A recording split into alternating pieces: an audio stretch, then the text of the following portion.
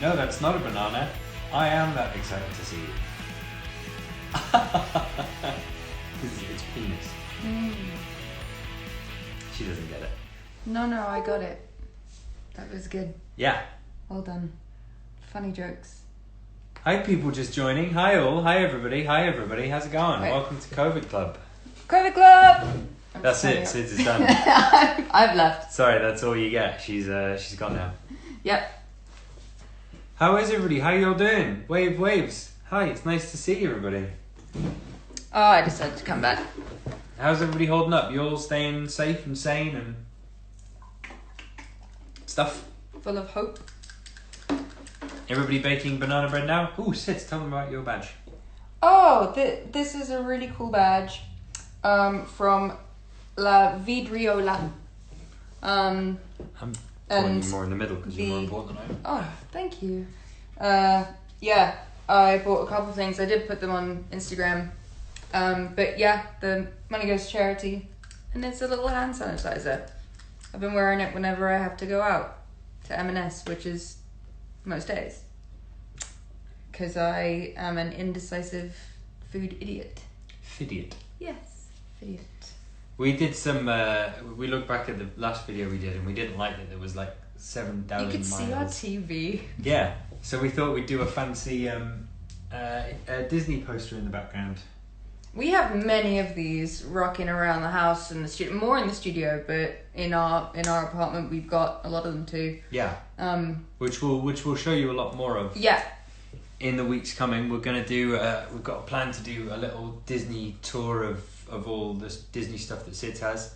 For example, this poster is Inner Workings. Yes. Amazing Pixar short. And it was drawn and signed by the director. Mhm.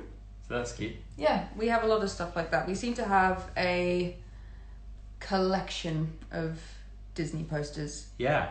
Hi Anya, how's it going? Hi Anya! We love you! Yeah. So, and then maybe next week, maybe the week after, we're going to have Cam on, and he's going to do a nice tour of the... Cam on camera? He's going to do a tour of the studio and all that sort of thing. Sid, what is your favourite Pixar short? Oh, jeez. Oh man, that's difficult. I love the one with the birds. When there's the giant bird that gets on the Yeah. Gets on the telephone wire. The telephone wire. That's what I was trying to think of. Yeah. The clouds one is great too. That's adorable. Yeah. And this one. This is one. And this, yeah, obviously. Hence why we have it. Yeah. Oh look, Cam has joined. And Cam's favourite Disney short is the volcanoes. Oh, I love you. Mm. That's a good one. That's for another week. Yeah. This week, I just want to talk about our guest today, which we're really excited about. His name's Marcus Maschwitz. He's an incredible photographer and a super good friend. And a super best friend.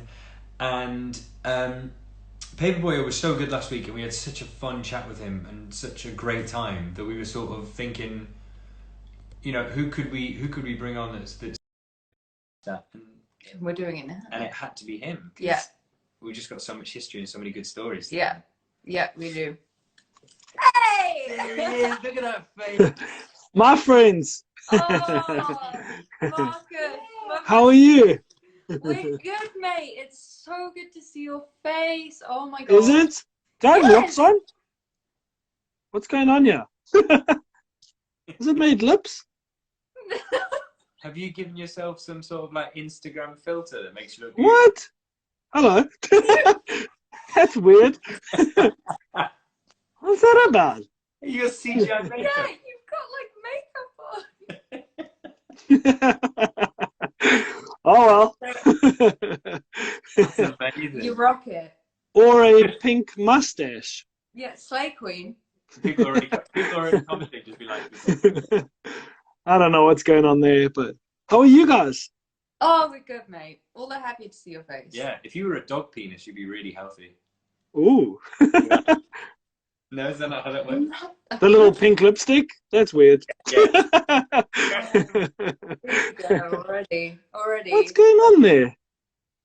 Weird. Oh well, just gonna go with it, right?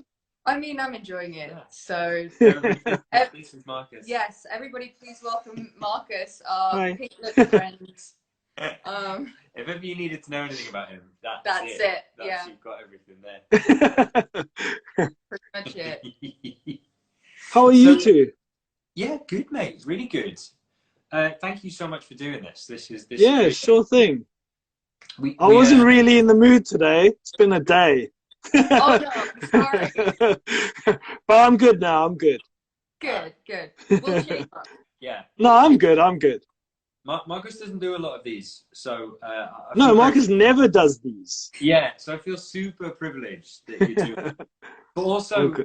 also for my money, I don't know many other people in my life I'm as comfortable with for opinions and farming out ideas and stuff. Because we brought on Marcus because we want him to talk about his photography and his history and all that sort of thing. But actually, if ever you wanted ideas or advice or any of that sort of thing, Marcus is generally one of the first people I turn to. So hopefully, in the course of this little chat, you'll learn some good stuff as well. I mean, literally everything. I've told you so many like stages of mental health where I'm at and stuff, and it's always like, you know, you are such a guy that you can just reach out to aside from collaborating together or working together and stuff. So thank you, guys.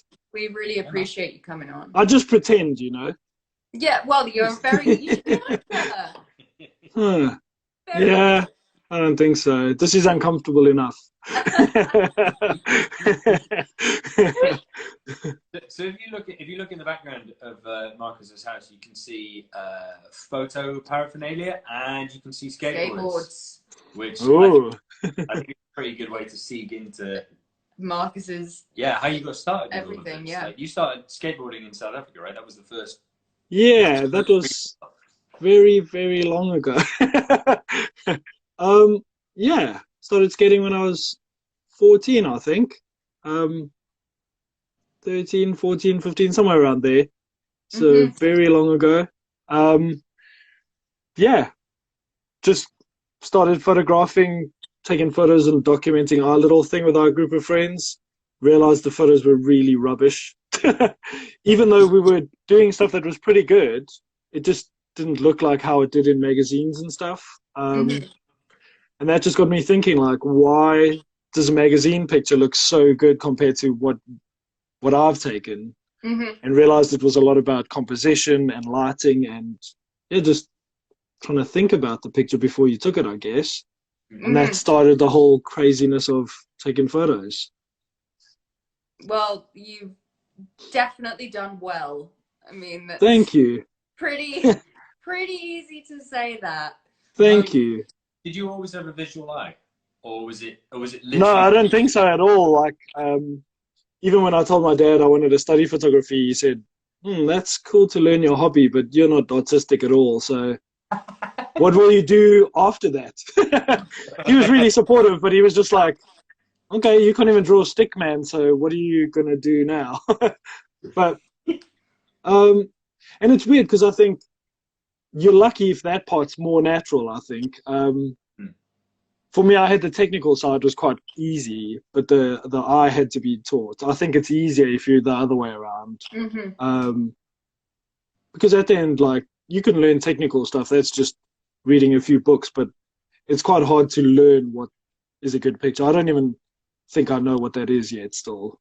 Wow, that surprises me because there isn't like one. I don't mean to sound like I'm really trying to like blow smoke up your ass, but like No, there's that's cool. one picture of ours that we've ever seen that we haven't liked, to the point where we got you to be, you know, helping us create our videos because we knew that our confidence with you was so high that we were like, we know visually exactly how good he's going to be in creating what we want that we maybe couldn't do between the four of us.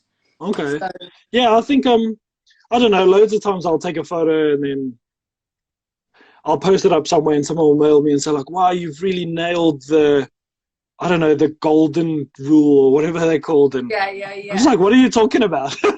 What's the golden rule?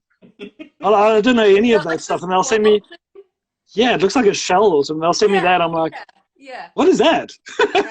No, I tried to look it up once, then I was like, this is too many words. And they're like, the way thing, I don't know any of that stuff. I just look through, and if it looks cool, I try and make it look a bit cooler in terms of lighting. I think that's probably why we get along so well, because that's exactly how, in my opinion, we approach our art. Like, if it sounds cool, we'll do it.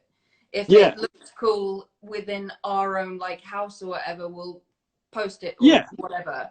And I think it's that kind of sense of, again, what attracted us to you so much, because people don't obviously know our background. I just emailed you out the blue one day. I was like, and we had like an email session. Yeah, they were getting pretty long in the end. Just, I don't know. I type like I think there not much thought goes into it. It just, and then I look, I'm like, well, I hope someone reads this. I mean, for real, I never expected you to respond. Ever. Okay. I literally was just. I tried to. Well, you were amazing. Obviously, we're here today. Yeah. But it was so inspiring to me that a music photographer and a photographer in general, as good as you, would reach out to a band that at the time was as insignificant as us. Yeah, but you guys were also doing a lot of stuff yourselves and doing it properly. And I think for me, at the end of the day, it's like about finding someone who will allow me to do what I think is right, I guess. Loads of the bigger jobs I do, there's a brief that kind of is quite strict. I can add my twist on it, and that's what they're hiring me for, but I don't really get to have as much creative freedom as I do with someone in your guys' position at the time when you contacted me. Yeah. We were just like, please take our photo, please. Yeah, but you also sent me like a whole bunch of detail about where you guys were at and what you were doing. Oh yeah. And I felt like I could really contribute something there, but I also knew that the effort would be mutual from all of us, you know. Yeah. So that was quite good. It was. I mean, I will never forget that first day. It was super rainy and grey in our local park at the time.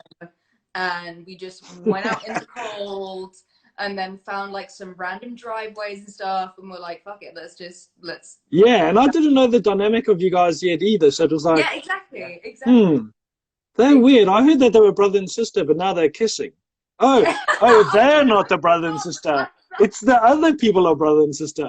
That made me, Give some context for everyone in that. Like, Marcus thought that myself and Cam and Rob were brother and sister, and that me and Cam were married. And so obviously, I'm like, when we started, like making out, he was like, oh, it's one of these bands. All right. I don't think I knew that. I don't think I knew that. I knew that. I was like, this is getting weird. This is music photography. This.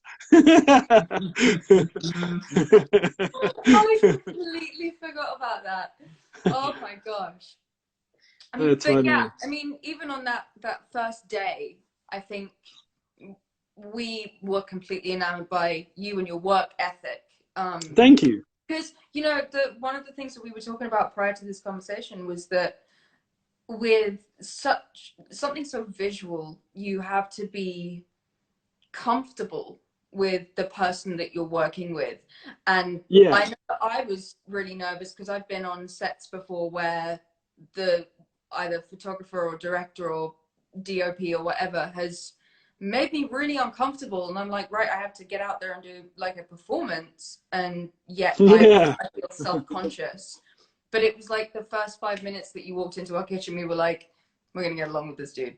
I think for me, the thing I realized over the years is, because it's been a while, is the biggest part about what I do is trying to get the person that I'm photographing to be comfortable. As soon as I have that, I'm fine. Trying to get him to trust me, that's the same thing really, but as soon as I have that, I can recommend ideas that they probably would have shut down before. Yeah. And then the other part is obviously just trying to, what's the word? Not damage control, that's incorrect, but like problem solve. Because loads of stuff goes down, but if my light's not working correctly or something's not right, you guys don't need to know about that, because as soon as you know about that, and you start panicking, like, oh, is the job going to be okay? Is this going to be good? I just pretend everything's fine and just say something else and rework the scene and just go with it. And you do that very well. I mean, when Cam and Pete, no offense to you all, start like bantering, like it's amazing how well you can be like, yeah, children. stop. Like, yeah, because I think the thing is, and again, in that situation, we were very chilled with time and stuff, but a lot of the work I do is quite, we're very strict with like timings and that. So of course, something we would have spent 2 hours on, I might have 5 or 10 minutes for. yeah. And in those 5 or 10 minutes, I have quite a lot that I need to sort out. So again, you know, if a battery on the light isn't working or something's not triggering, I don't tell the client like, oh, sorry, the light's not working, I'm going to try and work it out. I'll just, I don't know, say, oh, actually, no, the ambient light's looking very cool. Like, let's just try that quick and then see if that works, because I think there's something there. And then just make it work, you know, because I think if you tell them the light's broken and then photograph, the whole time they're going to look, even if they love the images, I think the whole time they're going to be looking at them going, these are good, but what would they have been like if the lighting and everything was 100%, you know? But so again, just problem solving and just wheeling and dealing, really. But that's what makes you, again, an amazing photographer and a creative. Like, you know me, I am a kind of person that if like the tiniest thing has gone wrong, me and Cam are the same. I'm like, but it's all over. End of the world. The gig is cancelled. No more of this. Yeah. And so for you to, you know. But in saying that, it's like a lot worse with other people. But I'm just laughing again quick that I have pink lipstick on for some reason. Did you guys do that? No, you didn't do it. We can't control that for Lauren. That's all you, baby. Yeah. I knew it was going to be random. Sorry, back to the story.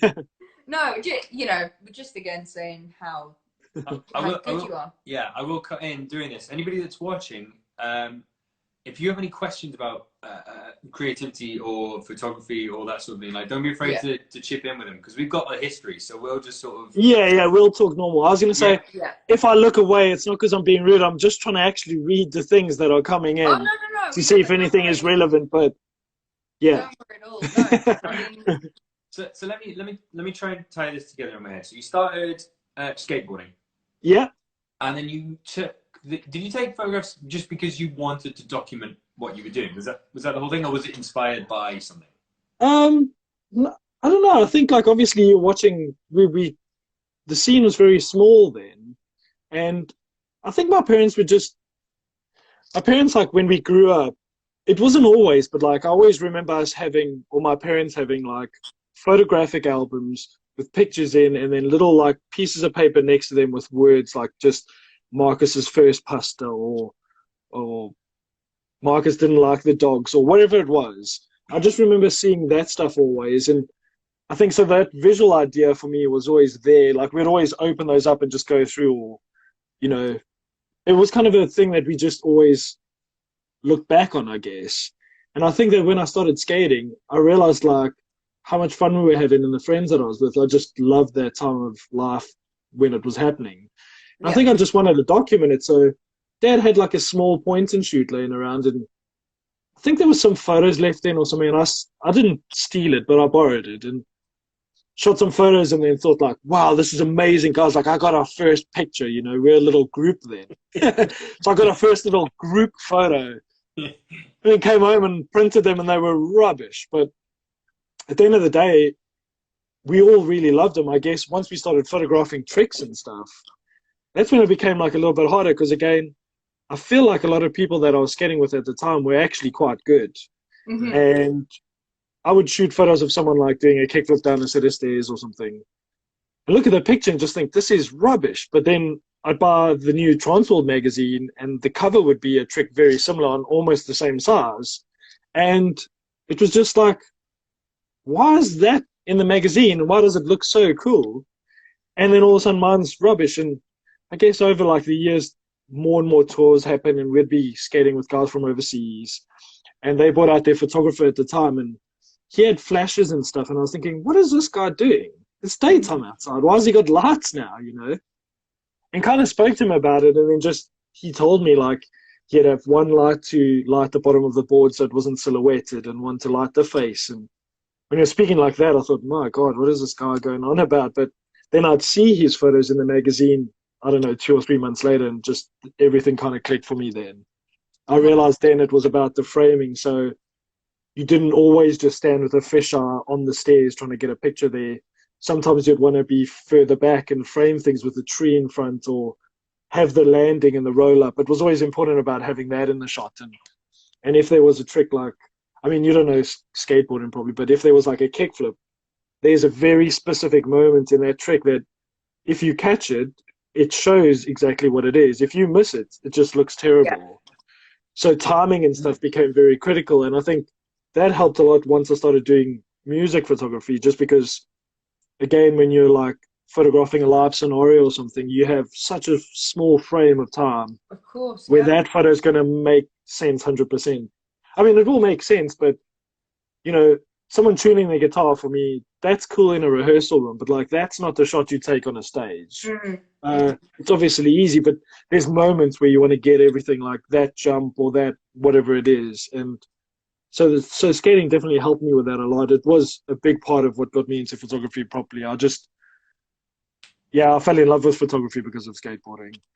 That's so cool. I never would have, I know that sounds stupid, but I never would have connected the two, thinking that you have to get that precise moment, even though you've shown me hundreds of photos of, you know, bands that you've taken and stuff that are, you go like, how did you get that? And you're like, oh, I knew exactly when to do it. You're like, oh, okay. Yeah. What? How? Yeah, I think again in the band scenario, it's like, you know, if I had to think of your guys' set when I've seen it, you know,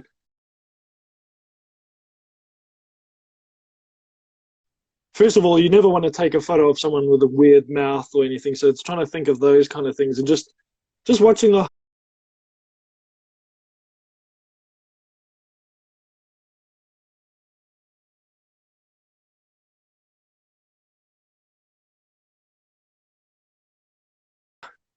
Yeah, or Rob doing the shred.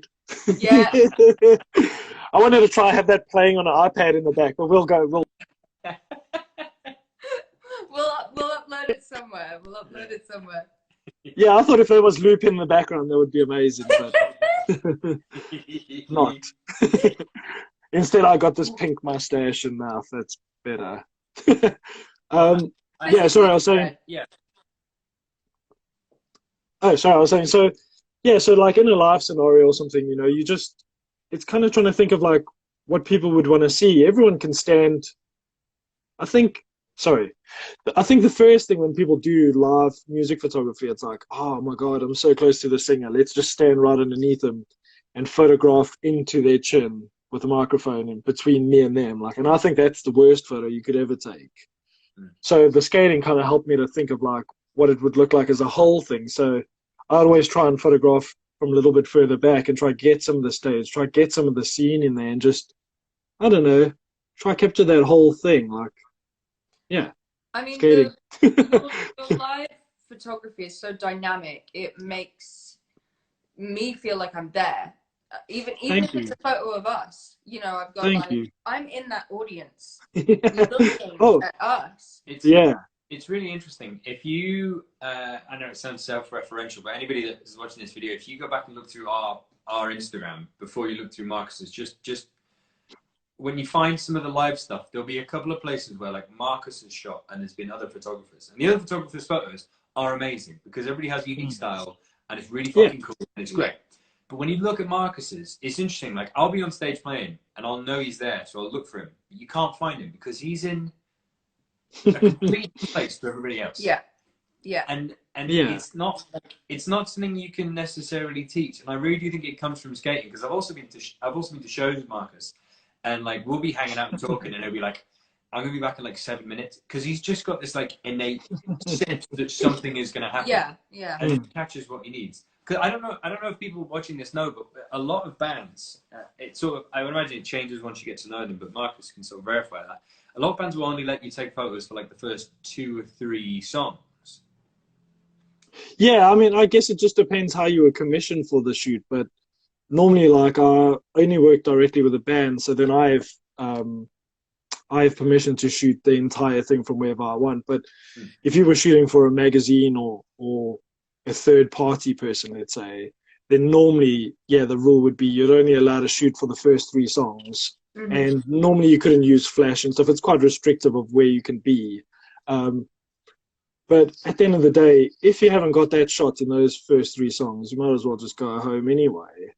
You know, I don't mean that in an arrogant way, but when I studied and when I first started out, I shot everything on film. There was no digital then. So every time you took a photo, it costed X amount of money. And when I was trying to break it into the scene, it was really expensive. Like, I had to think, you know. So I kind of have that same thing now. Like, I'll watch people shooting with a motor drive on and stuff, and it just doesn't make any sense to me because I don't want to waste that space on hard drives. Hard drives cost money, and I have so far like 22 years of photographs on hard drives backed up in 3 different places. So when I go to a show, I want to leave with, the ideal would be to leave with 30 photos and all 30 are good. That's not ever going to happen, but I don't want to shoot off 3,000 to get 30. That doesn't make any sense to me. So I don't take a photo until I see something happening, you know. Yeah. But yeah, that essentially is the rule normally, like first 3 songs. Again, I'm fortunate that most of the stuff I shoot now is commissioned by the band or by someone at an upper level. So I normally get to shoot the entire thing from wherever I want. But yeah. So normally the first 3 songs, I don't go anywhere near the front and the pit just because there's just so many people there normally. Yeah. And again, all shooting the same thing, so it's quite hard. And I'd rather go find a spot that no one's really thought about if I can. Completely makes sense, and that's again what gives you your uniqueness. You know, what struck me when I reached out to you that first time, because I was like, this freaking dude, Lord, these are some dynamic photos. These are just like, wow. I've also got loads of stories Marcus told that I'm desperate to share, but I just don't want to get anybody in the shit. So I'm like, yeah, please don't mention names if there's a name. Just in case. I was gonna say the industry is a lot smaller than you think. Yeah. Oh God, we know that. That's a really good piece of advice for everybody. Yeah. The industry. Sorry, I just saw that my friend Jonathan has come online and he's asking live versus promo shooting, and I would say definitely at the moment now where I'm at, promo is the thing that I've been spending time on. I'm not against shooting live stuff and I still do it. I prefer having full control of the scenarios that I'm photographing, and portraiture and the promo stuff allows me to do that. So that's definitely the stuff I enjoy more and what I've been focusing on for the last few years, I would say. So thank you, Jonathan. My man. There's like 2 music videos. If you guys want to check out some of our stuff and check out some of Marcus' stuff, there's 2 music videos I recommend. There's Loaded Gun and there's You're Really Something.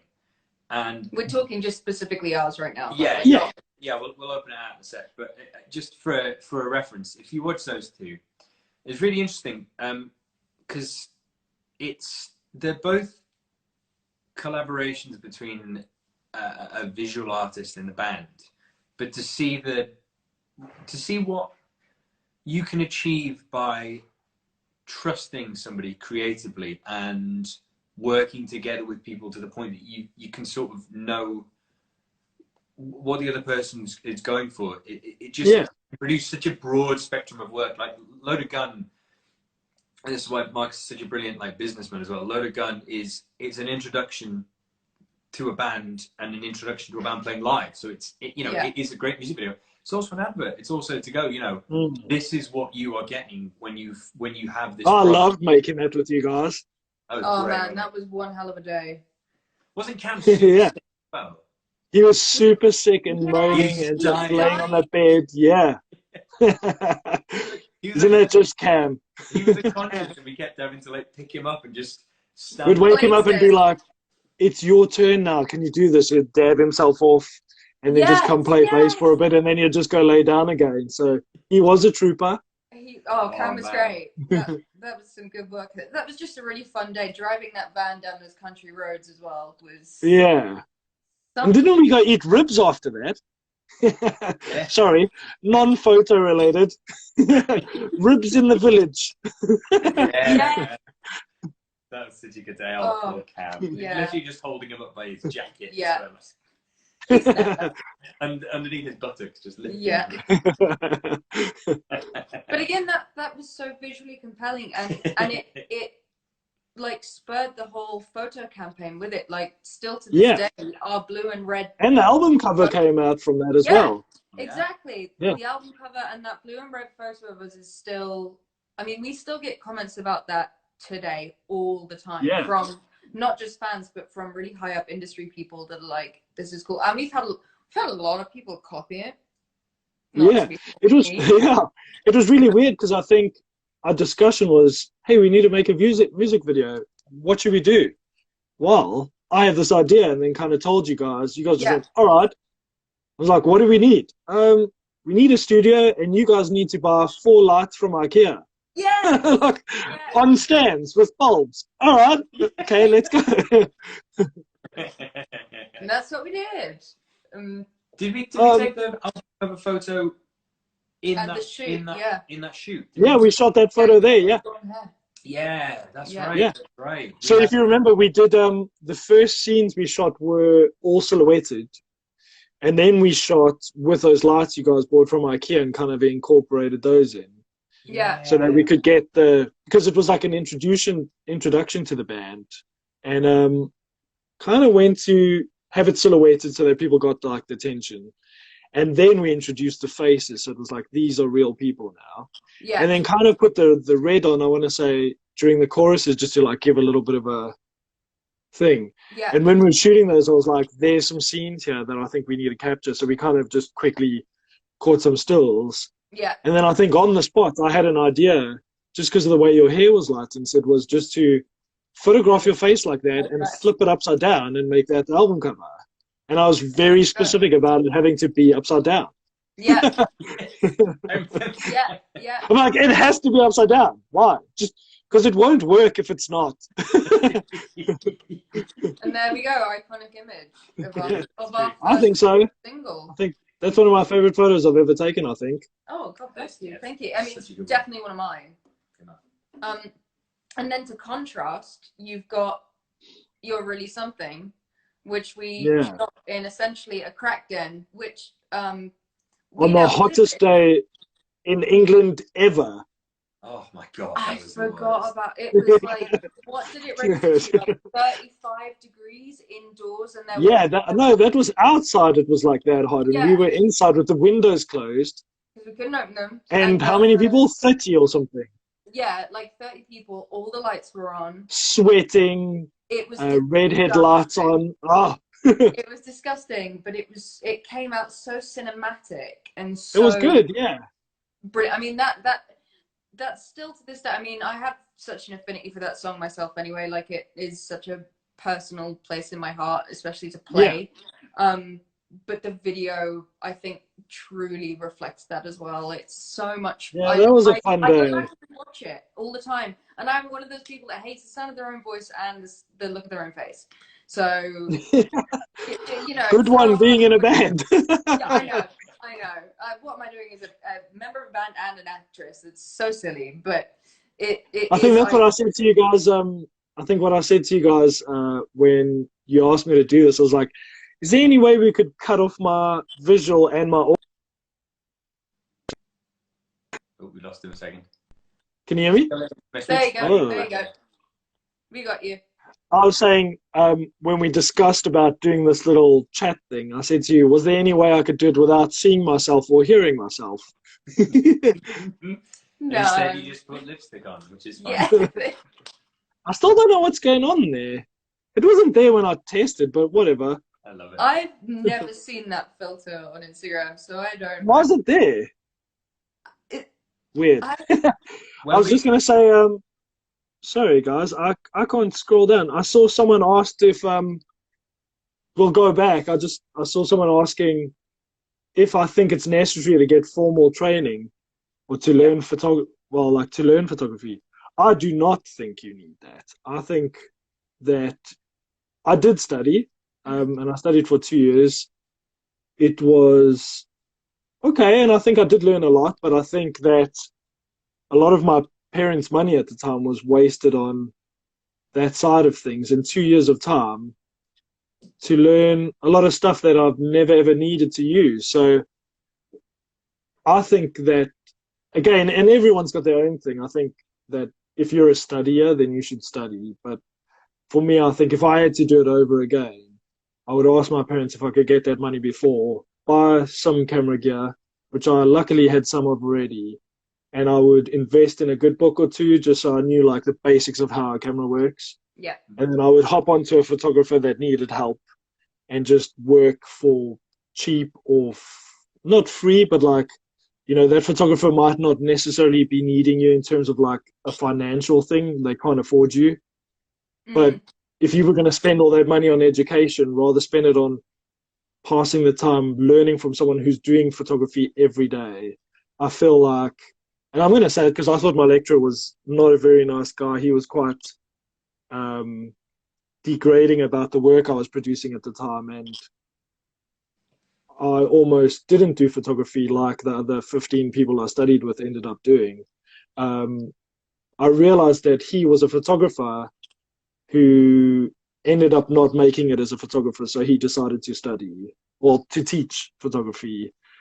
If he was as good as he was making out to be, he would just be shooting photos because I don't have time to go and teach anybody. I'm taking photos, So, and again, for everyone it's different, but if I think about the amount of debt that would have cost my parents at the time, I would have rather spent 2 years learning from someone. I mean, we learned a lot of stuff, but everything I did, because it was skateboarding related and music, he just told me was rubbish. He didn't see there was a girl who was photographing her friend naked, which that's fine, but like it didn't matter how good the photo was. He thought they were incredible, and that's fine. Like they were probably good, but it just wasn't the stuff I was taking. And I was really trying to think of the framing, and every time I did an assignment, I was trying to think of how to do something new that he taught us, and he would just shut it down. And yeah, it wasn't a good feeling. I'd rather spend the time learning from someone who was doing stuff in the field currently, personal, but yeah. This ties into like how good Marcus is with advice and stuff. I can't remember who you were talking to, so you could probably fill me in better on this than me misquoting it. But I remember you were talking to a friend of yours who wanted to get into music photography, and he was in another country, and he was talking about coming back here to take photographs and that sort of thing. And you were just like, no, dude, you're in the perfect place because, everybody's going to be taking photos in the major cities. But you have to be the one that gets in touch with the bands in the smaller cities. I think, and be that guy in the space. And it's just about approaching these things creatively. Yeah, I think obviously there's a lot of years behind me, so I've done a lot of trial and error. But I think, in that situation again, it's like everyone thinks that you have to have a live photo of the biggest band to be able to take live photos. You don't. You just need good photos. Someone, when someone actually takes the time to look at your work, if you can show them 5 or 10 good pictures, they'll know if you can take a good photo or not. It doesn't have to be a big name.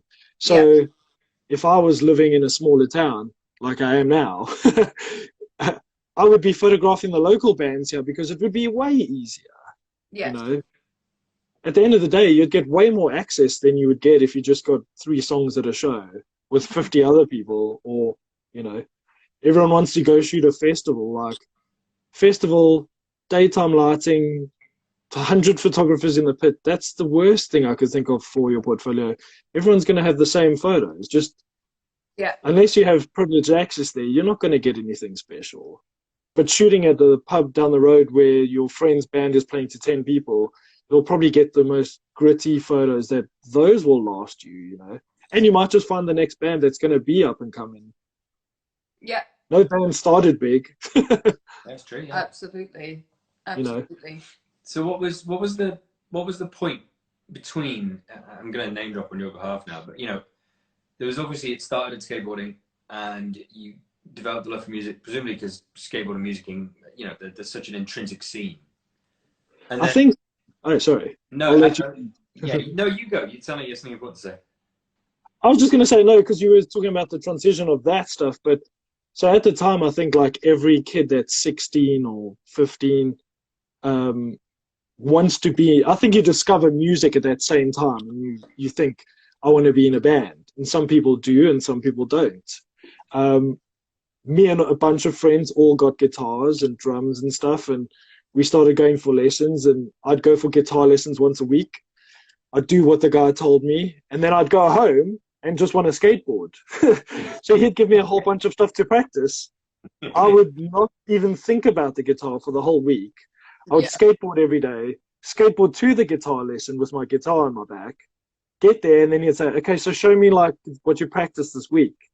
And I'd pick it up and I'd be like, oh God. Yeah, I don't know. It's like, I've not tuned it or anything. And just, I think after a few lessons, like I'm sure he appreciated the money and stuff. But I think there was a point where he was just like, why are you not practicing? I said, I'm skateboarding. And he just said to me, why don't you just carry on skateboarding? And I just put the guitar in the cupboard and never ever looked at it again. But some of my friends took it seriously and they made bands, and those bands kind of, there became a point again where you didn't skate all day. So we'd skate in the day and then they would go in the night and have a little jam. And then I think, well, I'm not going to skate by myself. So I'll go with them to their little jam, but now I'm just watching. So I might as well take my camera out and start taking photos. And it just naturally happened that like some of those bands got a little bigger and then they got a little bit bigger. And then I accidentally became someone who took a lot of music pictures. Very happy accident, that one. I mean, my gosh. Yeah. Yeah, it was never ever thought about. It was never intentional. It was, I think as you get older, things change. So skateboarding photography came a little bit less for me because, unlike the music stuff, a lot of the stuff I was commissioned for, it was good money, but it was good money if there was a result at the end. So that could mean me laying on the floor watching somebody skateboard for 5 days in a row. And if they don't land the trick and got an injury, the shoot was over. You know, I'd shoot like a feature for a magazine, like a 10-page interview with a cover. We'd get halfway done, the person would break a leg, and then you knew for at least 6 months those photos are sitting and I'm going to get no money out of that. And because I had so much less time to myself, I thought, why would I want to lay on the floor and photograph somebody skateboarding? I mean, I could just skateboard myself during that free time. And I think that's kind of how things progressed. And it was never intentional. It just happened, really. Yeah. Some good opportunities came up. Yeah. I mean, again, like anybody that's watching this, go through Marcus's stuff and you'll see just like, it's bands that I know and I've seen 1,000 pictures of, like Bring Me the Horizon and Fall Out Boy and Linkin Park and stuff. But again, there's just something about the photos that Marcus takes of these bands that is, it captures them. Yeah. Do you think that happens because? Thank you. I mean, I was going to say, I think obviously I really appreciate that, and that's really kind to say. I just think, obviously, with all things, I think that there's always going to be people you connect with and people you don't. So, there's loads of photographers doing what I do, and I think they produce amazing results as well. We just probably all connect with different viewers, I guess, or I don't think that I'm doing anything necessarily better than someone else. It's just I do it differently, and at the moment and for a while, it seems like that's kind of worked for me. Well, we think you're doing better. Thank you. Thank you. Do you feel like the work you produce is, what am I trying to say? So you have like these big bands that I'm name dropping on your behalf. You've had great relationships with them as people. You get on with them. Yeah. You spend time with them. Do you think that is one of the reasons that you take these photos? I mean, is it as much? Does photography at a certain point, at a certain level, becomes people skills because of the size of the bands and the fact that they're just on such on such a treadmill that they want people that they can just sort of enjoy I mean, spending time. I do think that that's a big part of it. I think obviously if you could take the best photo in the world, but if you're a dick to hang around with, people won't be doing that very often, I don't think. Mm-hmm. I think, especially if you're doing stuff where you're on the road with people a lot, you're basically living with people. You think couples, like two people, will battle to live in a one-bedroom or studio apartment for too long. Mm. There'll be a point where they're like, get out of my face. But you must take 12 people and put them on a bus for 3 months, or and then travel and be in each other's faces and be tired and be. It's just a different way of life, I guess. And I think a lot of the time, especially for me, like I won't go on tour with people now if I know the crew's not going to be a good crew, because first of all, I don't want to be hiding my money. I don't want to be hiding my laptop. I want to be able to know that my bunk is my bunk, and then when I sleep, I can sleep. I want to know that while I'm working on my computer, someone's not going to come and pour a beer on it. And it's. I'm a little bit older now, so I have home comforts. I like being at home. I like spending time with my family. Of course, yeah. I have a lady that I really enjoy being with, like my wife. She's amazing. Yeah, most people do. most people like going away just because it's like, oh yeah, I get to spend time away from my missus. Like I actually like her, so I like being at home with her. And I have a little girl too, and since she came along, like it's made it more crazy. Like I don't want to go away just for money, or No, it has to be worth more than that just for me, So I've been offered a lot of tours like since she came along and since before she came along, and we were pregnant with her, and I just I'm not interested. Yeah. I want to know that family is important, and when you're on the road, those people become your family. So you need to make sure that you're on the same page. If you're not, there's no point for me going, really. Oh, so I think a lot of that is the same probably for the people that I would be away with. Yeah. Yeah, that makes perfect sense. Because you've been part of some like huge machines. I remember you telling me stories about people having like whole regular and vegan catering sections, personal trainers on Yeah, I mean, some of the bigger tours I've been on, like if it's an arena tour, there's could be 100 people on the crew, 100 people to put that production together. And obviously a lot of that will be local support as well. But, I'm trying to think, well, there's always the band, then there's going to be lighting, sound, video, photo crew, catering again. It's like it becomes a whole family. So you don't want to be the guy who goes to breakfast and eats 5 people's meals, because then that means someone might not be eating. You want to make sure that when you shower, you don't use 10 towels, because then someone might not have a towel. It's just being decent and stuff. Like, again, there's a lot of people. Obviously, when you're on a bus, you would be closest with the people that you're on the bus with. But at the end of the day, there could be 4 or 5 buses or 10 buses traveling together. So I think the one tour I did had six buses with crew and then 9 Arctic trucks. So if you think of like how many people that is, it's a lot of organization. And I guess the most important people on that thing are the band. They don't want to be waiting around for the photographer who's late or the photographer who's being a dick. So yeah, I do think a lot, especially in that situation, will be based on how you gel with the people that are on the crew. Mm-hmm. Mm-hmm. Yeah. And obviously, taking a good photo is important, but yeah. I was going to say, and actually, for some weird reason, and it probably is, there's a reason behind it, I guess, but I get a lot of things where people will be like, wow, you're quite reliable for an artist. I'm like, are we not meant to be? So I think I try to always make sure with my clients, like, what is the deadline on this stuff, Tell me what the deadline is, because I'm happy to have fun and stuff, but don't ask me to come for a walk to go get coffee and hang out, and then I get in trouble because like something's not been delivered. Yeah. I'm happy to play when I've done my work, but that's the most important reason. That's why I'm here. I'm here to have fun, but First, yeah. I need to deliver specific. So, yeah. I mean, dude, this exact work ethic is why you photographed our wedding. Like, not only I forgot about that.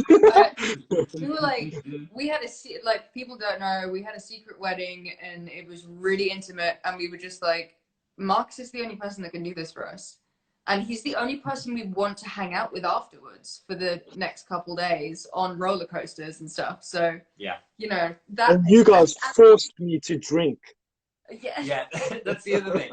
Professionalism.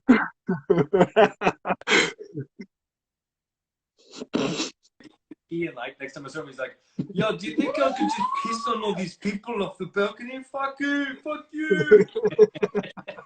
This is I told you I didn't drink, and you guys started it, so. It was a theme park that rhymes with almost like Sydney. Smizney. Snizney band. Snizney band. Yeah. I was like, I'll just piss on all these guests. Fuck you guys. But then, it wasn't my fault. You guys forced me. Well, no, he did, not me. You have to. It's my wedding. All right, I'll have one, but one becomes more than one. Given the amount my dad had brought, but that's again the reason that we know. This is why we still work together. This is why we still hang out. I mean, obviously not right now, but why it's so enjoyable to just come to your house, or if you're around our area, you can come to ours and be like, let's just grab a coffee. And it's so wonderful to me that what started off as an email and a professional relationship, it's crazy, such a tight friendship. And it's crazy. I've had a lot of that situation happen where it's been that same kind of thing. You get a random email and you think, I'll reply to this, but it could be nothing. I get a lot of email requests, and most of them you're just like, this is a waste of time. Of course. That's why I said at the beginning of this conversation, I was so shocked that you replied in the first place. I was like, oh shit, okay, this is happening. I think the only reason it happened is because you guys mentioned that you did the German beer fest thing, and I was like, we can get German food. Yes. My people. Yeah. I think this is quite an important thing to hit on as we wrap up, because I think Instagram's going to kill us soon. I was just going to say, there's one more question quick. Oh yeah. Debsky asked if I enjoyed photographing Bring Me the Horizon. Yeah, those are probably the hardest working people I've ever worked with. It blew my mind seeing how everyone on that crew it's a machine. They work, but they're super creative. They're really good live. They have, it was something, it blew my mind, basically. I've never been looked after by people like that before. I mean, you were telling it wasn't the longest run. I think I did 2 weeks with him in Europe with Don Broco, and then I did a arena tour with them, which was also 2 weeks, and that was it was incredible to see a band just do that. Yeah, so cool. I think.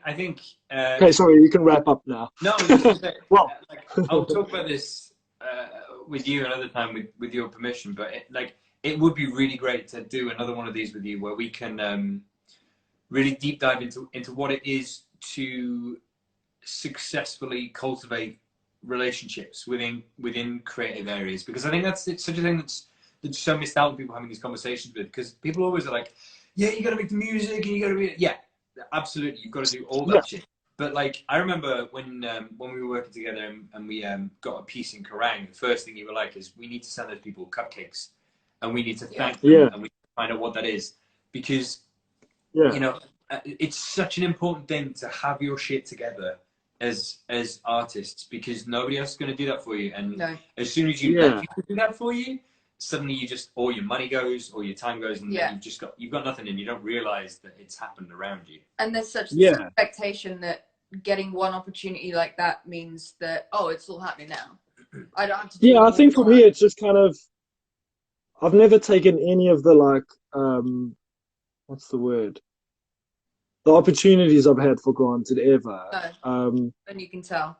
So I think every time you get something, it's like, I'm always really grateful for that, because they could have picked from a million other people. I think so. With that that scenario you guys said when you guys got that Kerrang piece. It was like a bunch of things tied up, and that happened. And I just said, you know, there's a million bands they could have picked. Like, Yeah. you should be so grateful for that. Like, and I think Jen was the one who did that at the time. Yeah. Mhm. And I just said to her, I said, I know that she's vegan. Everyone loves a cupcake. Like, you should just order her a box and say thank you. You know, it's never good. No one's ever going to be like, you know, screw those guys for sending me cupcakes. Yeah. It's going to be like, wow. They And begin on maybe an extra person just remembers what you've done, because yeah. the scene's also really small, and it's just nice to be thanked sometimes, I guess. She didn't have to do that. Completely agree. Completely agree. Now, did I see your hoodie? Are you wearing your incredible merch? Is this part of the love? I am actually.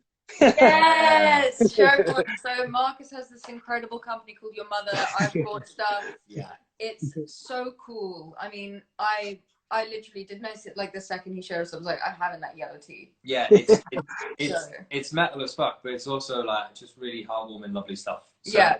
go check It's out. cheeky, but it's all made like, I try to make sure I didn't do it on the cheap. So it is a little bit more expensive, but you're not getting a like band tee that's gonna shrink after one wash. Exactly, It is proper, exactly. and there's a lot of customized detailing on there and stuff. So Yeah, it's great. What's the website? Where can people see that stuff?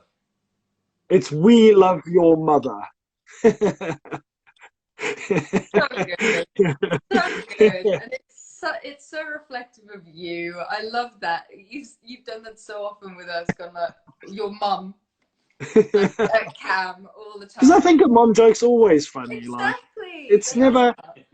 I think the bio kind of says, the bio was written up by my friend Andrea, and I think she kind of nailed it. She just said, your mom joke is not something you can really do with a random person. You know? Like, if you walk up to a big guy who's angry and you just say, hey, your mom, you're probably going to get smashed. But between friends, it's kind of normally always funny. You know? Yeah. Well, God, I think it is. Maybe everyone else thinks it's really dumb, but a few people have bought stuff, so that's amazing. So maybe they don't. Man, I promise the second it comes in the mail, I'm going to be showing everyone I can. Yeah, Marcus has got amazing stuff. So, like, in these times, especially as creators and artists, it's hard for everybody. Please go and, like, support him and buy his stuff. And anybody looking for photos, hit him up because he's amazing. And anybody looking to buy merch, hit him up is amazing. And his photos are on our new merch. Yep. So, like, go check that stuff out. Yes. He's one of my photos on the back there. he's we need to discuss royalties, by the way, guys. I'm just kidding. Like, go and support artists because everybody needs it at the moment. And he definitely. He won't be the one to say it, but his stuff is amazing. So any love you can give him, do, man. He's worth it. He's a good egg. Yeah, and thank you. Like I've said a million times on this, we don't just respect you as a friend. We respect you so much as an artist. We think you're incredible.